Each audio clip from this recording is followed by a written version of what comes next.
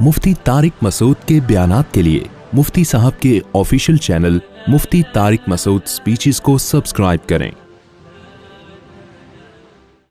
इन्होंने दो सवाल पूछे हैं। एक तो ये कि कुरान में आता है अल-खबीसातु लिल-खबीसीन व तय्यिबातु लित-तय्यिबीन, कि पाक औरतें पाक मर्दों के लिए और नापाक मर्द नापाक औरतों के लिए। इसी तरह कुरान में दूसरे मकाम पर आता है ज़ानी ला यनकिहु इल्ला ज़ानियतन व ज़ानियतु ला यनकिहुहा इल्ला ज़ानिन औ मुशरिक, कि ज़ानी औरत से निकाह ज़ानी मर्द ही करता है और मुशरिक, और ज़ानी औरत से ज़ानी मर्द से निकाह भी ज़ानी औरत करती है।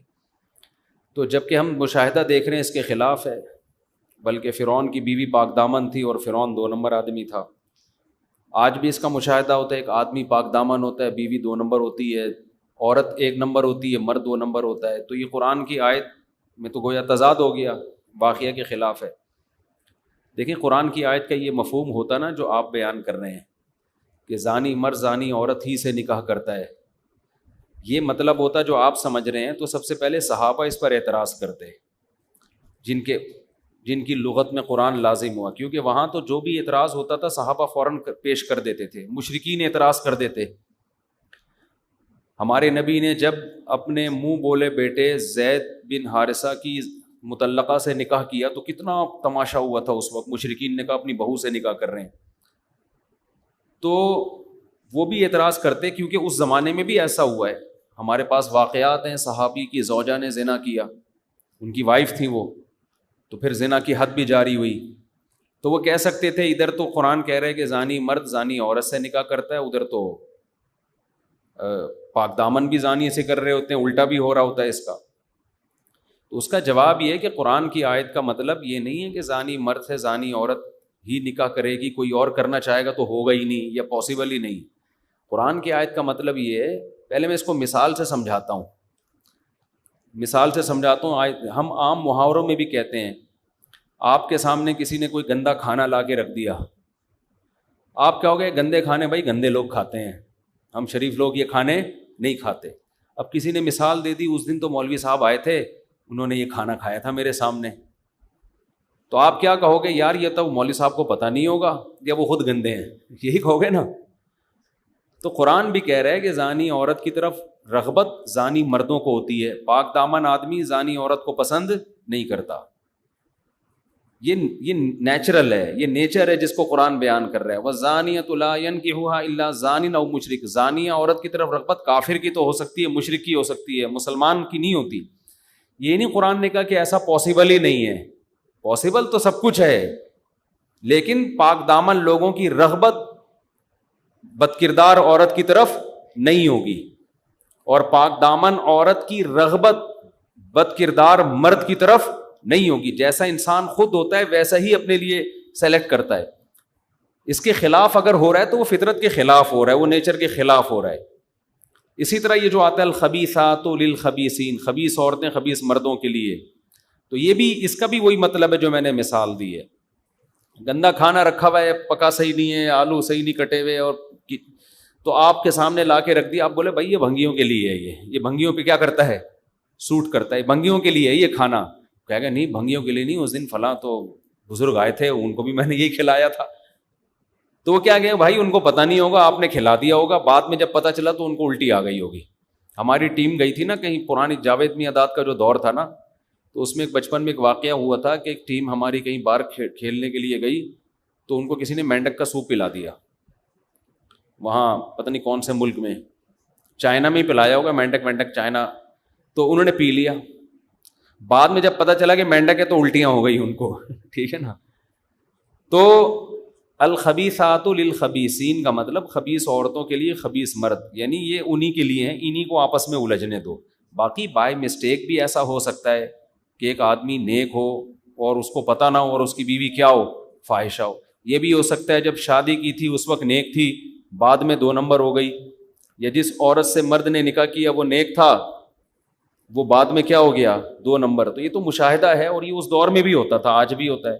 तो कुरान का सिर्फ ये मकसद है कि दिलचस्पी पाक दामन लोगों को पाक दामन औरतों में होती है, شریف لوگوں کو شریف عورت میں. تو یہ حضرت عائشہ کی برات میں جو نازل ہوئی ہے اس کا بھی مطلب یہ ہے کہ پیغمبر نے جب اپنی رغبت سے حضرت عائشہ سے نکاح کیا ہے تو آپ تو پاک دامن تھے, آپ کسی فاحشہ سے کیوں معاذ اللہ نکاح کریں گے؟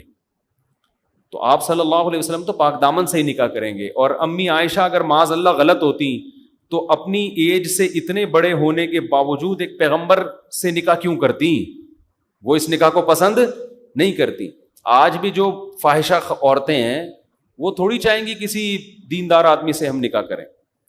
تو عام نارمل روٹین یہی ہے. ہاں کبھی اس کے خلاف ہو جاتا ہے, بعض دفعہ اس کے خلاف بھی ہو جاتا ہے, کسی عارضے کی وجہ سے ہو جاتا ہے. ایک فاحشہ عورت ہے, خوبصورت اتنی زیادہ ہے کہ اس کی خوبصورتی اس کی بد کرداری پر غالب آ گئی, تو کسی پاک دامن نے عشق میں آ کے اس سے نکاح کر لیا.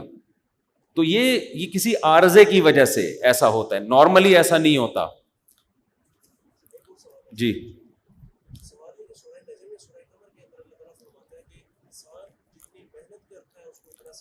جی جی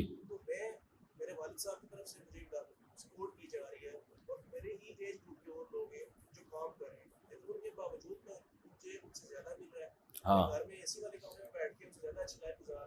جی جی جی جی جی جی جی یہ سورہ نجم کی آیت ہے. وَأَلَّيْسَ لِلْإِنسَانِ إِلَّا مَا سَعَىٰ, انسان کو وہی کچھ ملے گا جس کی وہ کوشش کرے گا.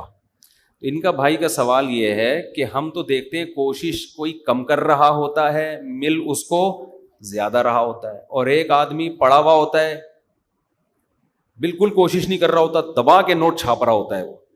اور بعض دفعہ ایک آدمی دن رات ایک کر دیتا ہے کوشش میں, رزلٹ اس کا کیا ہوتا ہے؟ صفر ہوتا ہے. دیکھیں یہ جو الیس للانسان الا ما سعی والی آیت ہے یہ مکہ میں نازل ہوئی ہے شرک کی نفی کے لیے. مشرکین مکہ یہ کہتے تھے کہ یہ جو ہمارے بت ہیں نا, جو بھگوان ہیں ہمارے, ہم کچھ بھی نہ کریں تو یہ ہمیں بخشوا دیں گے. اس نظریے پہ رد کرنے کے لیے کہ یہ تمہیں نہیں بخشوا سکتے, تم جو کوشش کرو گے اسی کا اجر قیامت کے دن تم کو ملے گا. ایک تو یہاں رزلٹ سے مراد آخرت کا رزلٹ ہے, دنیا کا نہیں ہے. دنیا کے رزلٹ کے بارے میں دوسری آیت ہے, وہ میں ابھی پیش کروں گا. تو پہلی بات, یہاں رزلٹ سے مراد وہ رزلٹ جو اعمال کا آخرت میں ہوگا, کیونکہ یہ مشرکین کے رد میں نازل ہوئی ہے. وہ کہتے تھے کہ ہمارے جو بت ہیں یا بزرگ ہیں ہم کچھ بھی نہ کریں یہ ہمیں قیامت کے دن بخشوا دیں گے. جیسے پادریوں کا, عیسائیوں کا نظریہ ہے نا, جو مرضی کرو, پادری سے جا کے کچھ دم درود کروا لو تو سب اگلا پچھلا برابر ہو جائے گا. تو قرآن نے کہا جو کرو گے وہ قیامت کے دن بھرو گے. تو اس پر جو اصل اشکال ہوتا ہے نا وہ کوئی اور ہے, وہ میں ابھی کرتا ہوں. قرآن میں جو دنیا کی کوشش ہے نا اس کے بارے میں قرآن کے الفاظ یہ ہیں, من کان یرید الآخرہ, جو آخرت کا طلبگار ہوگا, من کان یرید الآخرہ وسعی لہا سعیہا, اور اس کی کوشش بھی کرے گا, فاولئک کان سعیہم مشکورا, ان کی کوشش کی قدر کی جائے گی, جتنی کوشش کریں گے اس سے زیادہ ہم دیں گے. یہ اللہ کا وعدہ ہے, یہ کوشش ضائع نہیں ہوگی. لیکن قرآن دنیا کے بارے میں کیا کہتا ہے؟ من کان یرید العاجلہ, جو اس جلدی کی زندگی کا ارادہ کرتا ہے, تو عجلنا لہ فیہا ما نشاء لمن نرید, تو جس کو ہم چاہیں گے اور جتنا چاہیں گے وہ دیں گے. یعنی وہ اس کی کوشش پر نہیں ہے. ایک تو ہر ایک کو کوشش پہ ملے گا نہیں, اور جن کو ملے گا تو وہ بھی ان کی اپنی مرضی کا نہیں ملے گا, وہ بھی کس کی مرضی کا ملے گا؟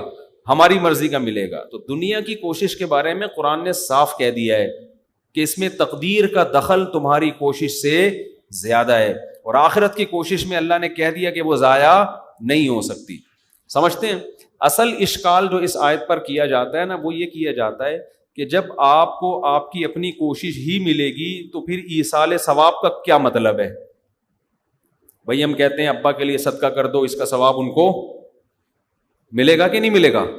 تو قرآن تو کہہ رہے ہیں انسان کو وہی ملے گا جس کی وہ کوشش کرے گا. تو صدقہ تو آپ نے کیا, ابا نے تھوڑی کیا ہے, اور ثواب کس کو مل رہا ہے؟ ابا کو مل رہا ہے نا. اس سے بعض لوگ جو آج کچھ نئے نئے فرقے مارکیٹ میں آ رہے ہیں نا قرآن حدیث کے نام پہ, تو ان لوگوں نے یہ دعویٰ کیا ہے کہ اسلام میں شفاعت بھی نہیں ہے, جو آخرت میں نبی سفارش کریں گے یا شہداء سفارش کریں گے یا علماء, یہ بھی نہیں ہے. اور ایصال ثواب بھی نہیں ہے. سمجھتے ہو؟ اس کا جواب اسی آیت میں موجود ہے. اس کا جواب یہ ہے کہ قرآن کہہ رہا ہے آخرت کی کوشش کے بارے میں, جو کوشش کرے گا اس کو اسی کوشش ملے گی. تو بچہ ابا کے لیے کنواں کھدوا رہا ہے, اس کی کوشش یہی ہے کہ اس کا ثواب کس کو ملے؟ ابا کو. تو بچے کو اسی صورت میں اجر دیا جائے گا کہ اس کا ثواب اس کے ابا کو پارسل کر دیا جائے گا. تو اس کی کوشش ہی کا اس بچے کو بدلہ مل رہا ہے. ابا گریبی میں مزے اڑا رہے ہیں, تو ابا کو جو مل رہا ہے نا وہ ابا کی کوشش کا نہیں مل رہا, لیکن بیٹے کی کوشش بھی تو اللہ ضائع نہیں کریں گے نا, تو وہ ضمنی طور پر اس کو مل رہا ہے. جیسے دعوت میں کچھ اوریجنل لوگ ہوتے ہیں جن کو بلایا جاتا ہے, کچھ طفیلی بن کے چلے جاتے ہیں اور کچھ طفیلی ہوتے ہیں. یہ سنا ہے چٹکلا آپ نے؟ یہ لطیفہ سنا ہے آپ؟ دوبارہ سنا دوں, مزہ آئے گا نا تھوڑا سا. ایک آدمی دعوت میں جا رہا تھا, کسی نے اس کو انوائٹ کیا کہ تمہاری دعوت ہے. آپ کو پتا ہے کسی کی دعوت ہوتی ہے, گریوی میں ایک آدھ بندہ ساتھ میں چلا جاتا ہے, تو میزبان بھی احتیاطاً زیادہ لوگوں کو کھانا پکاتا ہے نا. تو میزبان کہتا ہے بھائی یہ تو آپ کے لیے, یہ چلو بھی آپ کے طفیلی ہیں, چل بھائی گریوی میں. تو اصل تو انویٹیشن آپ کی تھی. تو قیامت میں بھی اصل اجر تو ابا کو ان کے عمل کا ملے گا. باقی اولاد جو ابا کے لیے کر رہی ہے اس کا اجر اصل میں اولاد کو مل رہا ہے, لیکن ملنے کی صورت ہی یہی ہے کہ اس کے ابا کو دے کے اس کو خوش کیا جائے گا کہ تو چاہتا ہی یہ تھا ابا کو ملے. تو یہاں ابا کو طفیلی بن کے مل رہا ہے, اصل بن کے نہیں مل رہا. تو ایک آدمی دعوت پہ گیا, کسی نے کہا, درمیان میں کوئی بندہ مل گیا, کہاں جا رہے ہو؟ یار فلاں نے مجھے انوائٹ کیا ہے, نہاری پکائی ہے, دعوت ہے میری. تو کہہ رہا میں بھی چلتا ہوں. بھائی تجھے بلایا نہیں, کیسے لے جائیں؟ اس نے کہا میں طفیلی بھی ہوتے ہیں. چل بھائی ٹھیک ہے, تو طفیلی بن جائیے گا. آگے ایک اور آدمی ملا, یار مجھے بھی لے جاؤ دعوت پہ. او بھائی یہ طفیلی ہو گیا, تو کیا ہے؟ کہہ رہے میں طفیلی کا بھی کیا ہوں؟ طفیلی. چل بھائی تو بھی آ جا ساتھ میں. ایک اور بندہ, یار مجھے بھی لے جاؤ. او بھائی میں تو اصل اوریجنل ہوں, اس کو میں بولوں گا یہ طفیلی اور یہ طفیلی کا طفیلی, تجھے کس کھاتے میں ڈالوں گا؟ اس نے کہا تو فکر نہ کر, وہ مجھے پہلے سے جانتا ہے. چل بھائی.